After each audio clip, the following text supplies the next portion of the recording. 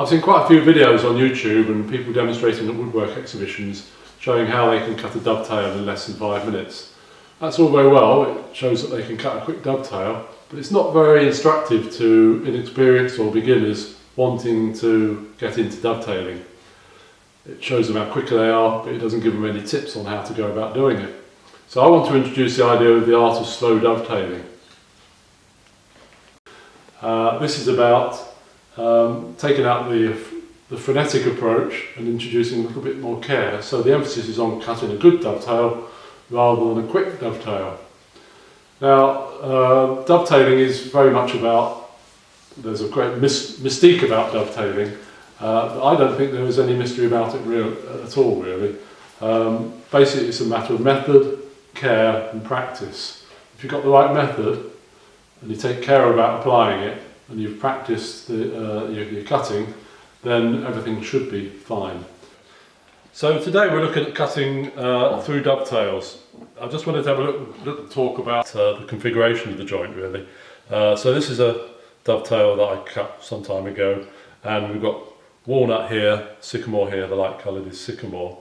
And you can see that the dovetails are here, and if you think about a dove's tail, it's sort of shaped like that, and that helps you to remember which is the tails because you can see the pattern there. And the pins, the bits that go through the middle here, and these on the outside are the half pins because they're only sloping on one edge, they're square on the other edge. And then there's usually shoulders on either side of the tail piece. So what we're going to do today is we're going to cut a through dovetail on these two pieces of beech. This is about 12mm beech. And I've already dimensioned it and created face side and face edge on both pieces, and the configuration of the joint will be that we'll have the face edges facing up and the face sides on the inside. So if you imagine if we were making a drawer, we'd have the face sides on the inside of the drawer and the face edges at the top. We also need datum surfaces at the end because we're going to be doing some marking from the end of the piece, and so we need to know that that is nice and square. So I'm going to shoot the ends on the shooting board. I hope you're familiar with the shooting board. I'll just go through it quickly. It's two boards put together to create a rebate that your plane can run in. It runs up and down like that on this face here, and we have a stock here which is at right angles to the line of the travel of the plane. And if we offer our piece up with the face edge against the stock and then run the plane against it there, we should end up with a nice clean edge there. So if I just check that, it's nice along there, it's quite nice along there. Do the same with the other one, with the face edge against the stock. Right, and we're ready now to start marking up the joint. Okay, so we're going to mark out the dovetails now. The first thing we've got to do is mark the shoulders, and these are the shoulders. So this is the shoulders on the tail piece, and this here is the shoulder on the pin piece. Now the two pieces we've got here are the same thickness. So what we're going to do is we're going to set a cutting gauge. Now this is a cutting gauge. Instead of like a normal marking gauge, it's not got a pin, it's got a little knife. And the knife's sharpened with a bevel on one side and a flat on the other. I'm not sure whether you can see that. And we want to make sure that the flat is facing out, so we get a nice flat edge to the cut when we do the marking. I've marked up the ends that I shot, so I know which end I'm marking from. And then if I do my gauge line there and then round the other side, I've asked Phil to come in really close with the camera so that we can see why we use a cutting gauge to do this line here. Can you see how clean that line is there? This is a line that's been done with an ordinary marking gauge. Can you see that this nice crisp cut there, and this gauge, marking the gauge line, is rather scratchy. Now that crisp cut means that you can actually get a chisel to sort of click into there. You could almost hear that click, and it gives you a very positive positioning. So when we come to chop away the waste, we can actually drop the chisel just onto that line like that, very easily, which wouldn't be so easy with a scratchy line that you get from a normal marking gauge. Same on the other one.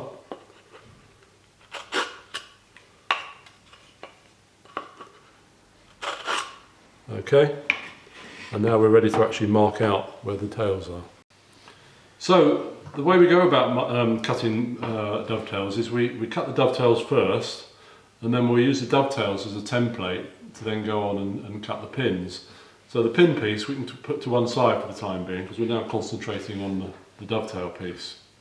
And if you look, that's what we're trying to recreate. So, so we can start by marking the half pins on either side. And I think I'll just go for 5mm for the half pins. So I'm just going to use, initially I'm going to use a pencil just to get things organised, and then I'll go over and do it with a knife later. So I've got my 5mm half pins either side, and then I'm going to measure the distance between the two, which is a rather inconvenient 71.5mm. So I'll just write that down here. Now I think we'll do it the same way as we've got here. So we've got 2 pins and 3 tails, and I'm going to have quite wide pins, because the wider pins will mean that you can see what's happening when I'm cutting the tails. If I had very narrow pins, then it's not easy to see what's happening in between the tails. So I think I'll have, let's have 8mm wide pins. Yeah. So if we just go through the maths on this, we've got the distance between the half pins is 75.5. If we deduct the width of the pins, both pins, so that will be 2 pins at 8 is 16. That gives us 59.5. That gives us the total width we've got available for tails. So if we now divide that by 3, that would give us the actual width of the tail, and that gives us 19.83.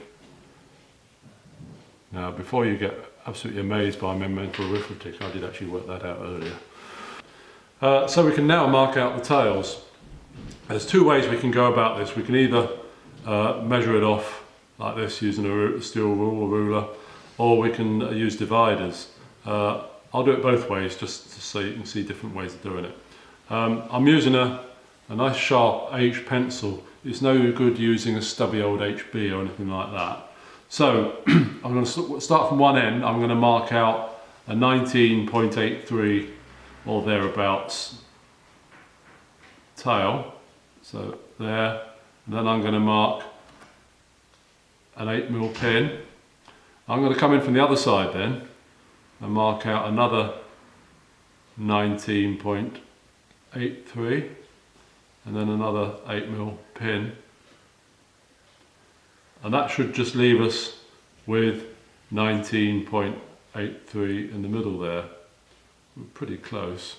Doesn't matter if it's not absolutely perfect, because that's why I've done it from both sides, so that any discrepancy is in the middle pin and it almost looks like it's intentional. The other way of doing it is to set a pair of dividers to the width of a tail plus the width of a pin, which would be 27.5. So I carefully set that to 27.5. Actually, I'll work from here, I think, because it's more accurate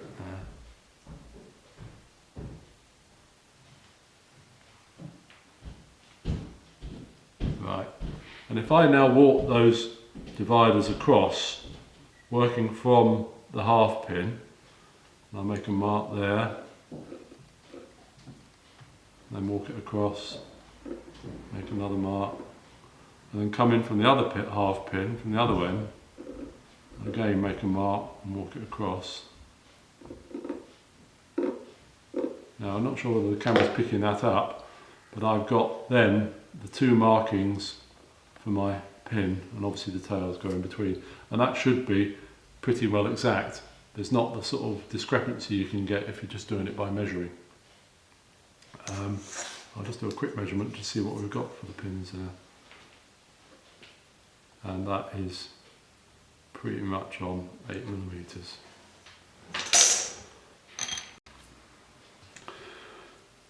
So when I did my initial marking out there, I did most of it by pencil and with dividers.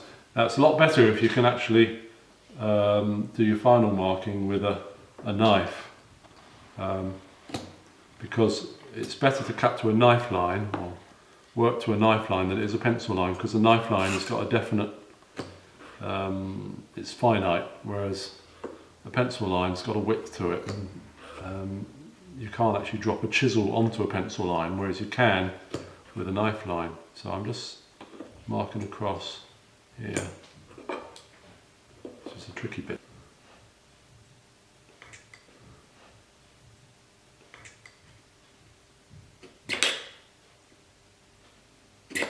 One thing about using a square, it's quite important that you get a good grip on it.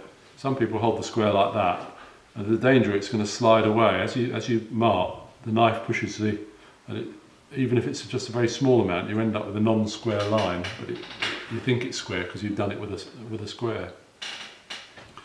Okay, so we've marked across that way. We're now going to actually mark the slope of the dovetails, this bit here.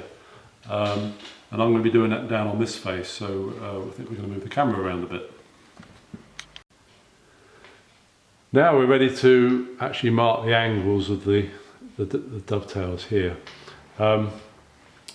The angles on the dovetails varies between whether you're working in softwood or hardwood.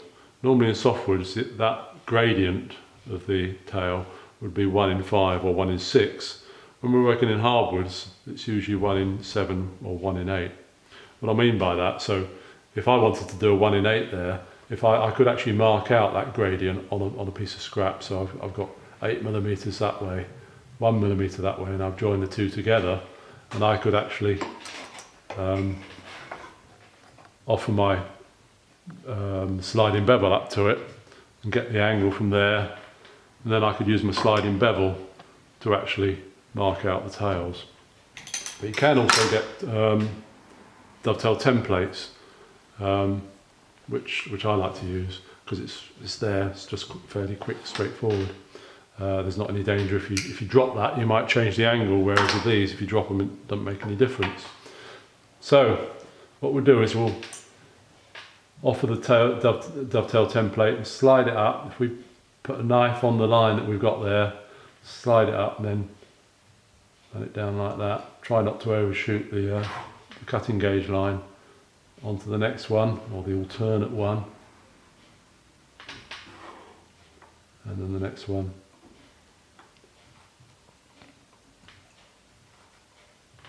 Okay, and then we turn the template over and we can do there, there, and this one's a little bit more tricky. I'm going to have to come around this side. Oops.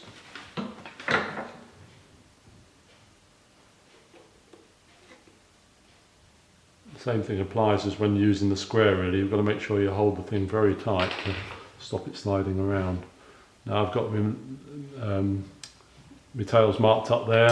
I'll turn it round and do the other side.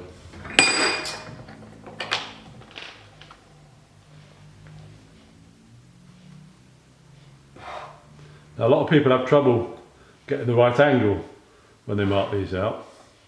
Some people end up doing them that way. What you've got to think about is, again, this thing about if I bring this over here, with the dovetails, they're splayed like that, so you're trying to create that splayed angle there. The other side. I've got it wrong there, there we go. So I'm putting the knife onto the previous knife line and on the top there, sliding the template up to it, and then cutting down. Again, you've got this tricky bit at this end. Whoops, it moved. Right, there we go. Not very clear. If your eyesight's not good, what I could do is get a nice sharp pencil and just very lightly get a bit of graphite in there just to help you see where you're cutting to. The other thing that's useful to do is to actually mark where the pins are, because that's the bit we're going to be cutting off. It gets a bit embarrassing if you cut the wrong bit off, so just mark up where the waist is. Okay.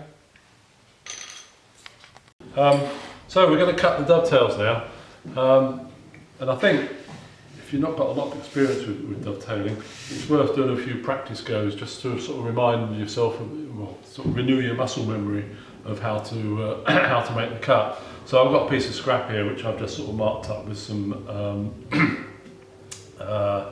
sort of dovetailed angles, and I've put the piece in the vise so that we're sort of more or less sawing vertically, so it's slightly tilted over.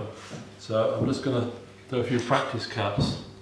So I'm just starting on the back of the back corner there, and just letting the weight of the saw get going, and then slowly, I've progressively brought the saw down so that we're now sawing the full width. Part of the trick of sawing square and straight and everything is to ensure that you've got your arm dead in line with the line of the saw. So it's a lot of it's about where you stand, your position of standing, so that you end up with this straight line down through the saw. And I'm trying to keep my head more or less vertically over the top of the saw, so I'm always getting a stereoscopic vision of the both sides of the saw.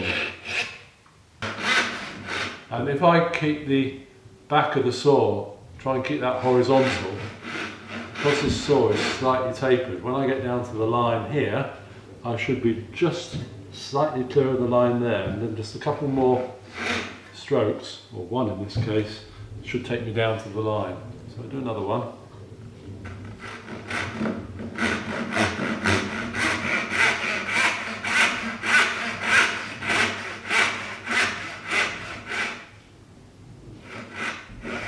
Yeah, and I might try doing some the other way.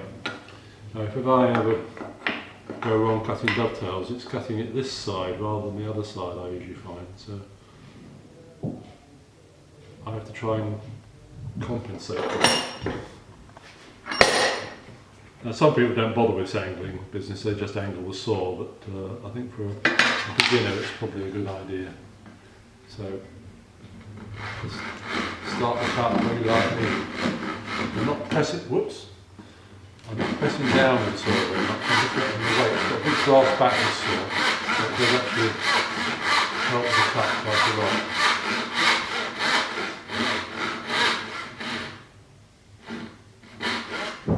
Just another one.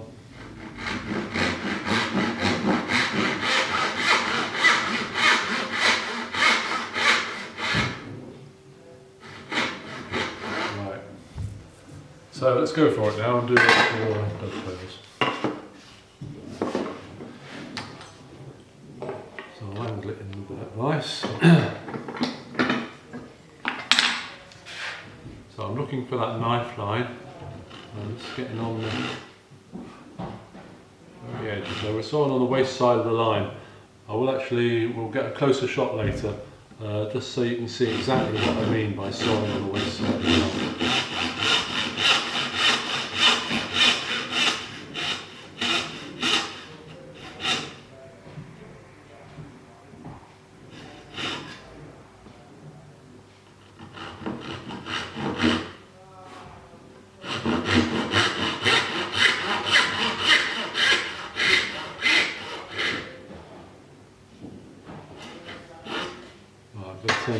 Whoops, I've got one more here.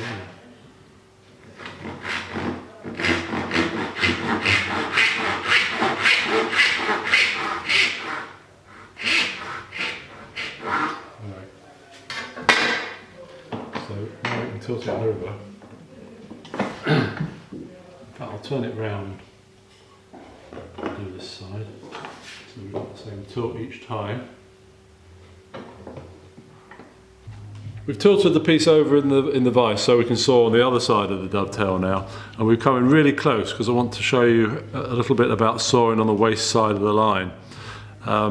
So if I start my cut, I'm going to guide the saw in with the tip of my finger, and we're just starting on that back corner there. And if I stop now, you can see what I mean by sawing on the waist side. So this side of the saw is just brushing that knife line, which I've highlighted with pencil, and this side of the saw is in the waist here. And we want to continue that all the way down now, having started.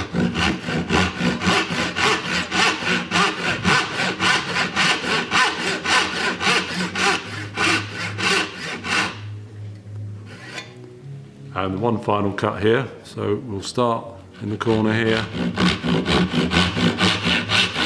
Hopefully I'm following the line down on the waist side and stopping in the right place. Yeah, a little bit more there. Now the next thing to do is to cut out the waist. Now the waist between the pins, I'm going to do it with a fret saw, which is a saw like this, very fine. You can't get a coping saw in to these fine curves, unless by the dovetail saw. So the best thing is a fret saw. Now a fret saw is not a very accurate tool, so I'm not going to actually try and saw directly to the line. I'm going to saw shy the line. So if I work the saw down like that, and then turn it like that.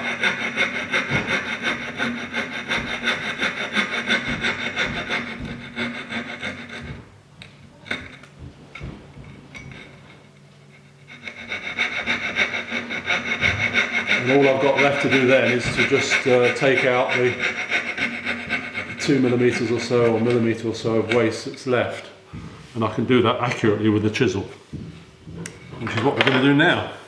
So we've cut the angle of the dovetails and we've cut out the waist, or majority of it, with the fret saw. Now we've got to use a chisel to take out the final bit to get it really crisply clean down onto that cut shoulder line. So I'm going to use this chisel. This is an 8mm chisel, which just about fits in there because we had 8mm at the top and it's splayed out, so we should just about be able to get cut there. And I'm just chopping down. We want to eventually end up with the chisel sitting in that knife line, but we don't want to go straight to that knife line, because what would happen is that if we chop down with a lot of waste there, it will push the chisel beyond the line. We don't want that, so we're going to sort of creep up on the line by nibbling away at the waist. Well, you'll notice also that I've got the piece clamped on the bench top with a bit of scrap underneath, because I don't want to end up with chunks out of me. Right. So I worked my way back until my chisel was actually sort of, I could feel it click onto that cut line. I was too busy talking, I didn't mention that, so we'll have another go here. So you can see I'm working my way back. I'm slightly angling the chisel as well, so we're slightly angled that way, just to avoid any danger of undercutting. Now I can put the chisel actually onto that cut line. And this is one of the advantages, as I said before, of using knives and cutting gauges, that you can actually get a positive engagement between the chisel and the line. We wouldn't get that if we were using a pencil line. We can now, I'm just changing over to sort of handwork now, put the mallet down, and I'm just cleaning up those corners. Again, making sure that my chisel is always sitting on that line, or on that shoulder. Right. So we've got this side cleaned up. We can now turn it over and work on the other side. Same procedure really. And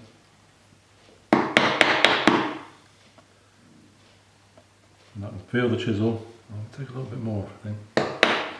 Now I can feel the chisel actually hit that line, drop onto it, and pop them down.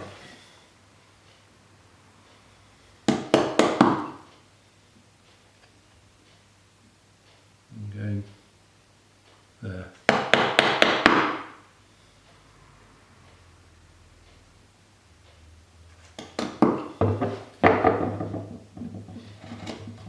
So what we've got now is two reference lines, one on either shoulder.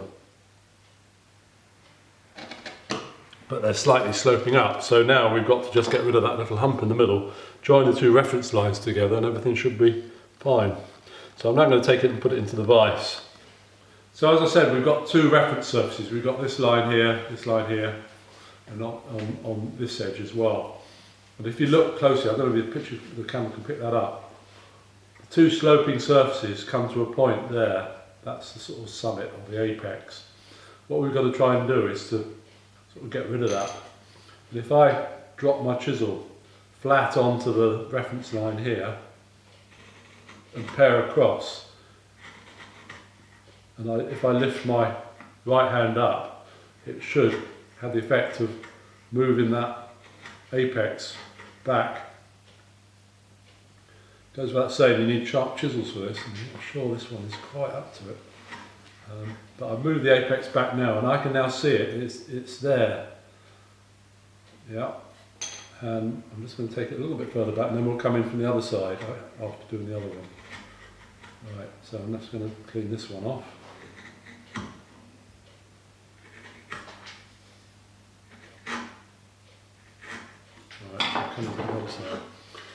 One of the things that's quite important here is that you actually keep everything nice and neat and tidy.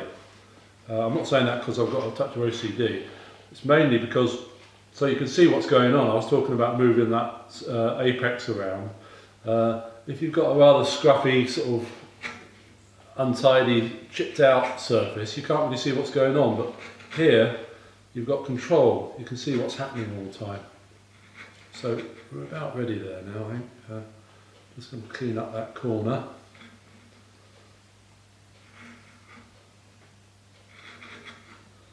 Now it doesn't matter if you have it's very slightly scooped out across this shoulder, as long as you haven't got a hump. So if I was to put a square on there, I might have lost the camera at this point.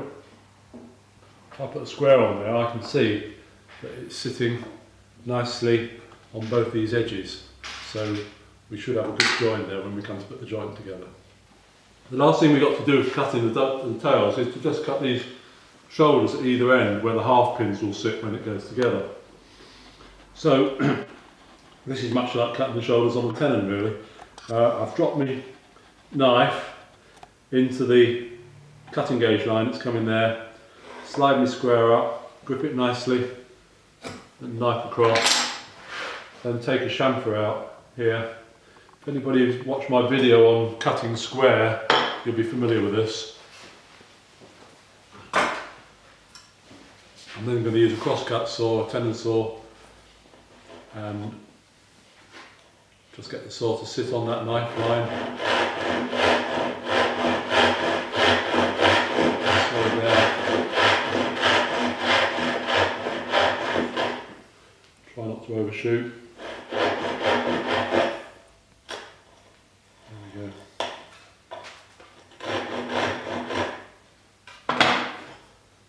Just usually a little nib in there to just pare away. Do the same on the other side.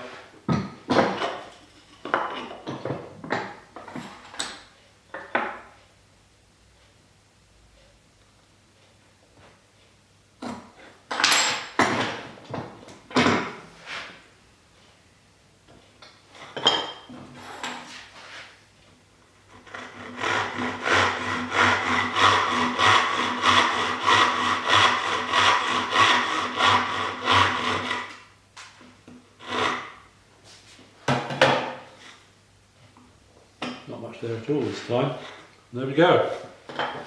It should be more or less ready for marking out the pins. So we've now got our dovetails all nicely cut. We're going to use them as a template for marking out the pins. I will say that anybody can cut the dovetails. The tricky bit is getting the pins to fit nicely in between. So we've got to lay these tails onto the ends of the pins so we can scribe through to get the marking.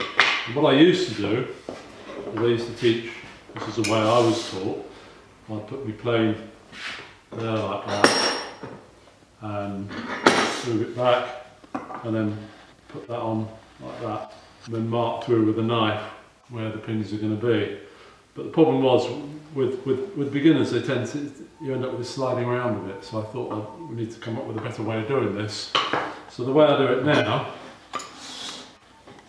is I've got this jig which fits in the vise, and basically it's two flat surfaces at right angles with a little sort of fence at the edge here. And if I put that in the vise and then offer the pin piece up in the vertical here with the face of the pins, the face side against there and the face edge against this fence, if I offer that up like that,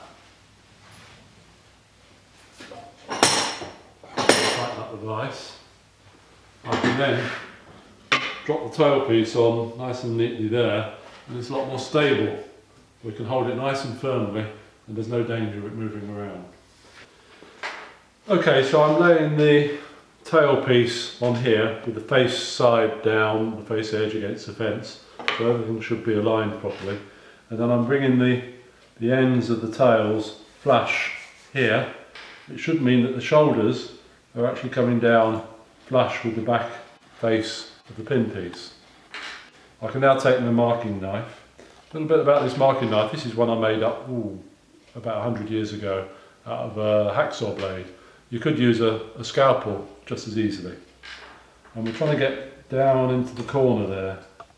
You see, I'm angling the knife in, so we're actually marking right into the corner where the pin piece intersects with the tail piece. Marking across. Same on the other side.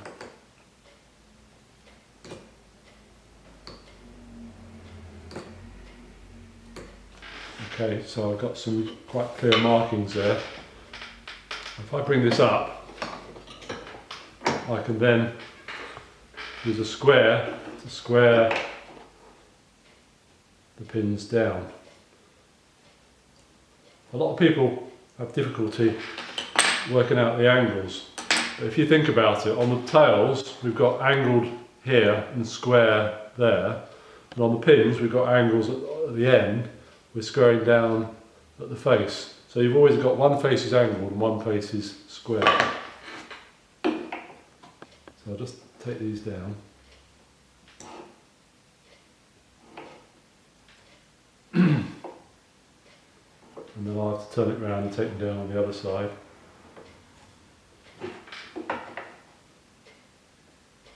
This is usually where the square slips. I think we're alright this time. Alright. Turn it around.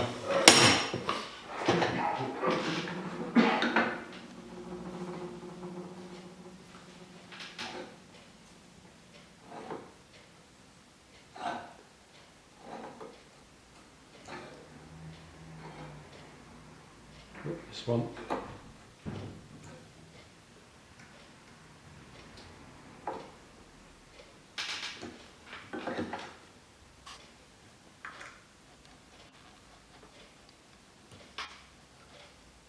Okay, that's it. The only thing left to do is I could actually highlight these lines a little bit if I wanted, if I was having trouble spotting them, but also mark the waist so that we know which side of the line to cut on, because it's getting quite important now that we do cut on the right side of the line. It wasn't quite so important with the tails, because we could have just made the pins to adjust for any mistakes, but now any mistakes are going to become more significant. Okay, so we're ready to start cutting. So I've marked out the pins. I've highlighted them a little bit with a bit of graphite just so I can see where I'm going, and I've marked where the waist is. And I'm going to work from this side, because when the joint goes together it's going to be like that, and not that I'm expecting to make any mistakes, but it'd be better if my mistakes were on this side rather than on this side, because this side is going to be the bit you'll see when the joint goes together. So you want to make sure it's spot on this side, and it's not quite so critical on this side. Obviously it'd be better if it was spot on the other side, but it doesn't always happen that way. So we're always tending to work from the non-face side. This is the non-face side here. So it's cutting is much the same as we did when we did the dovetails, apart from the fact we're cutting vertically. So we're starting in the corner there, bringing the cut down. Now a lot of people, when they cut dovetails or when they cut the pins, they sort of fight a bit shy of the line. They think, oh, we'll cut back to the line with a chisel later on. It's a lot better if you can saw directly to the line rather than sort of, as I say, paring back. People think that a chiselled cut is more accurate than a sawn cut, but if you've got a good saw, you can get a good clean cut face on that pin. And you know where you're going because you've got it all marked out. When you're using when you're paring with a chisel, that's not necessarily the case, and you end up sort of wandering from the line, and it all goes a bit pear-shaped in the end. And also, it's not as efficient. It's a lot more efficient if you can cut to the line. And what I like to do is to take all the cuts that way, and then change my stance and take all the cuts the other way, because stance is still important. We're trying to still keep this straight line along the arm here, down there, straight down through the saw. So.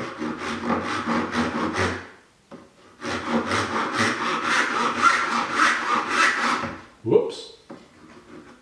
Now, a lot of people, when they're sawing, they sort of take a few strokes and they stop and they sort of have a look around and take a few more strokes and they stop and have a look around. It's a lot better if you can try and do it in a sort of a single process if possible. So you're sawing down until you get to the line on this side, and then just have a quick peer over the other side, see whether you're down on the line or not, and then just clean it up down to the line. And the last one here.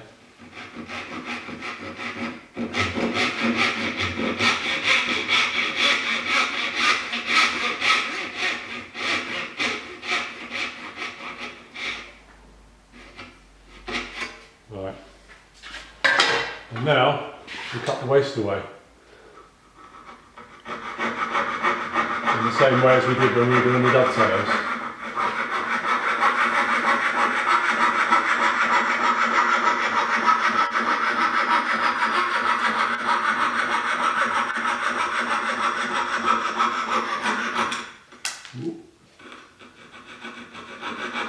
Okay, you've got to be a bit careful about here. I think I did it there. I've just cut slightly into the tail because I wasn't careful coming to the end of the cut. But because I'm working from this side, it's not quite so critical because that miscut will be hidden inside the joint. If I'd been working from the other side and cut into here, then it would have been more catastrophe. So I'm again cutting shy of the line, and then I'll be cleaning to the line in a minute.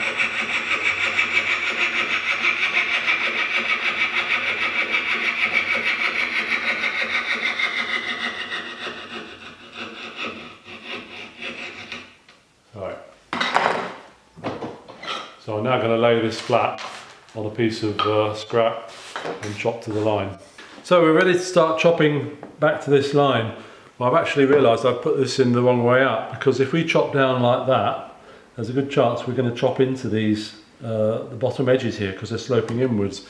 It's better if you turn it that way up and chop in that way, because there's less danger of cutting into the side of the pin. And if I just put a little pencil line there just to help me find that line. I probably could have cut a little bit closer to that line with the fret saw, but we're okay. So I'm going to drop down like that, and I'm chopping down slightly angled away so I don't undercut. And I'm working my way back to the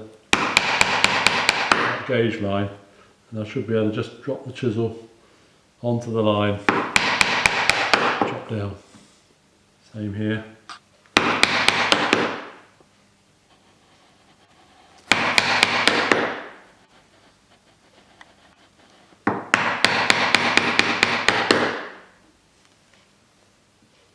Drop it onto the line. And again, I'm working my way back to the line. I'm not going straight to the line because there'd be a danger of the chisel, the bevel of the chisel this bit of the chisel pushing it back beyond the line, which I don't want.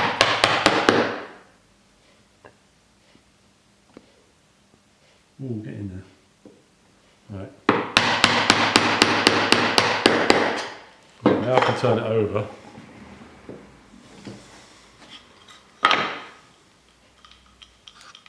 Oh,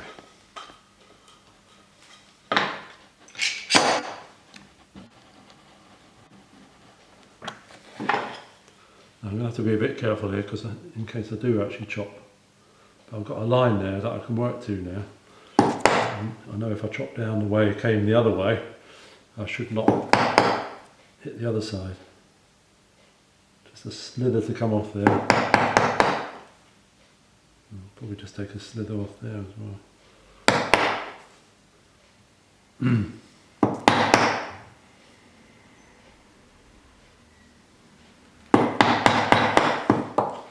Right, so I'm going to leave it at that because I could chop down there, but I think I'll leave that. I'll put it in the vise and do it with it in the vise now. So I've got it in the vise now, and I want to take out these little bits here in the corners. But I've also got these chamfers, or these angled cuts that I did before, and you can see I've just highlighted them, the tops of them, where the apex is, in pencil, and I need to sort of create a flat face between these two reference edges that I've created. So let's get rid of these bits in the corners first.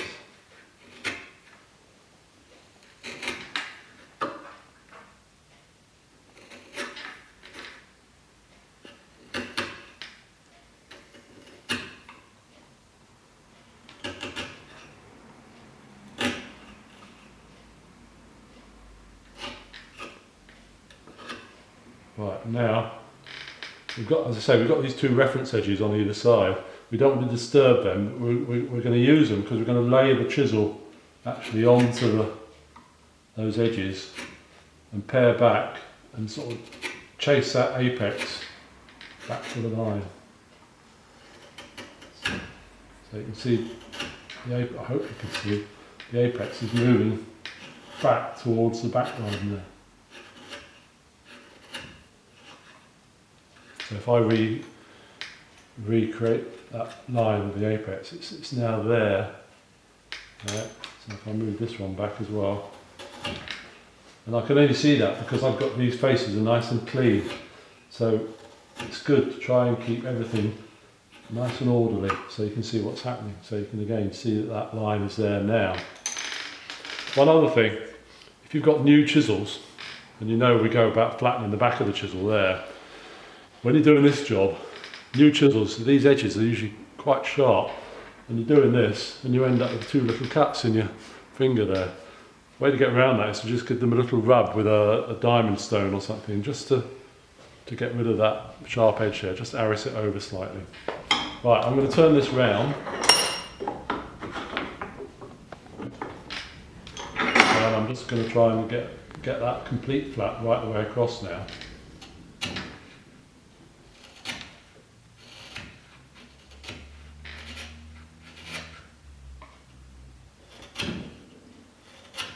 Again, it doesn't matter if it's slightly scooped, as long as we don't take anything off those two reference lines we created.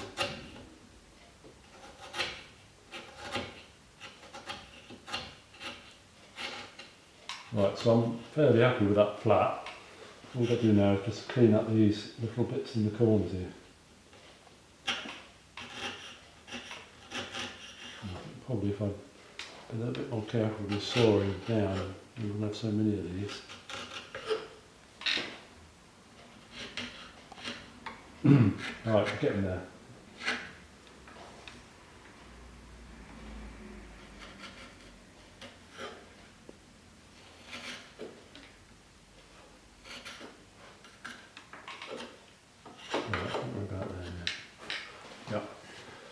So before I sort of try the fit, I'm just going to check whether I've got these right or not, just to see whether I've got a nice flat face, square face across there, which seems reasonable. The other thing I'm going to do is I'm just going to relieve these inside corners of the tails.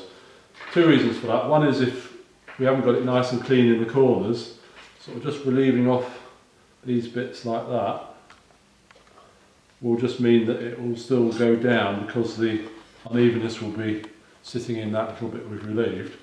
And the other thing is that it prevents damaging of these top corners, because when you're putting that on there's a danger of damaging these top bits. But if you've got that chamfer there, then you don't get that damage.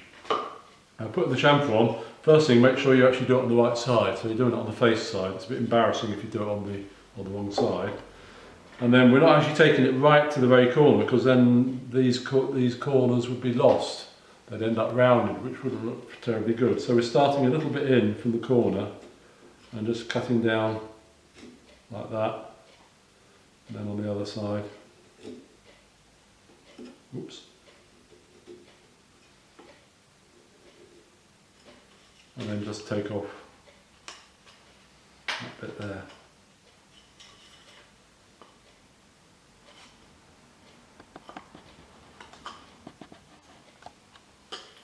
Right, so now we can try the fit. A bit tight. Excuse me while I get a bit of scrap. Now there's always a question, shall I hit it or not? I don't know what that bit is. It does help with the diagnostics a bit. If you do get a light tap. If I'm tapping this here, I can see, I don't know if the camera can spot this, but I can see that it's actually pivoting on one of the pins. It's telling me that this pin here, this one here, is a bit too wide because it's going like that. This pin is stopping it going together. So I could take a bit off. I need to take something off this pin. I could either take it off one side or the other. And one test you can do is decide to take it off is to see whether this is dead flush. If this was offset, you know, say this piece was offset that way, then we'd want to take a bit off this side of the pin because we want it to come back this way a bit, and vice versa. The other hint you can get is by actually looking to see if there's anything of your knife line left, and if there is, then sort of work to that line. This is pretty flush and I can't see any knife line, so I can take a choice really. I think I'll just take a little bit off here. And just see a little bit of line down at the bottom there. I'll just take a smidgen off this side, just a little bit. As you can see, a sharp chisel makes a difference.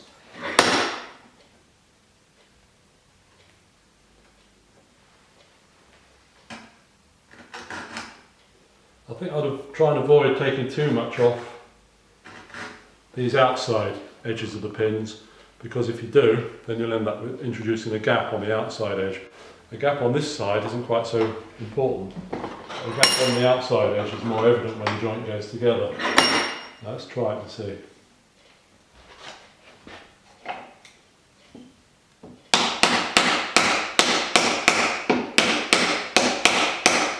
Still a little bit tight. I might risk it.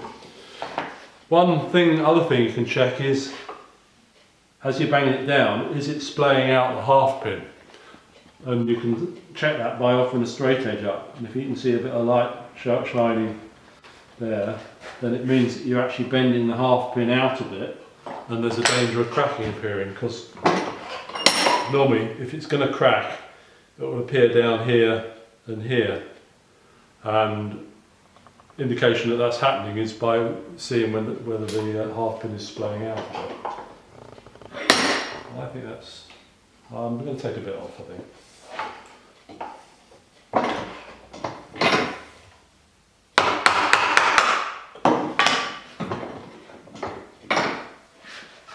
I was a little bit concerned at this edge, but I might regret it later, but we'll see.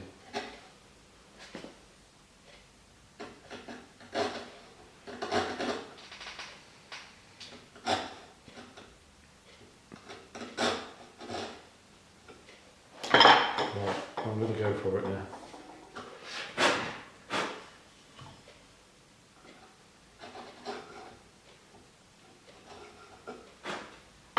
little bit of raggedy bit down the bottom there. Right.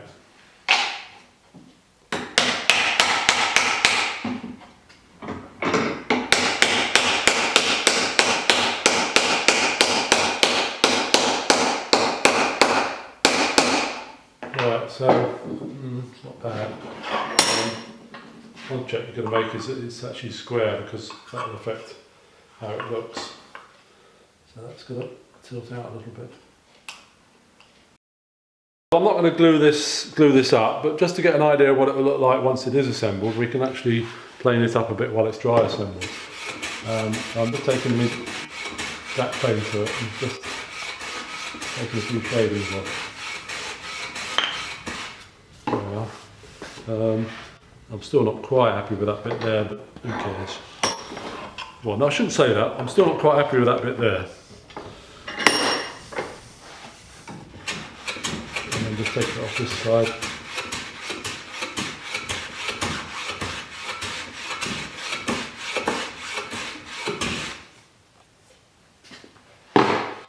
A little tip about gluing up is if we imagine this was a box or something, if we were clamping across there, then if we put the clamp on there, we're just going to be pressing against the ends of the pins.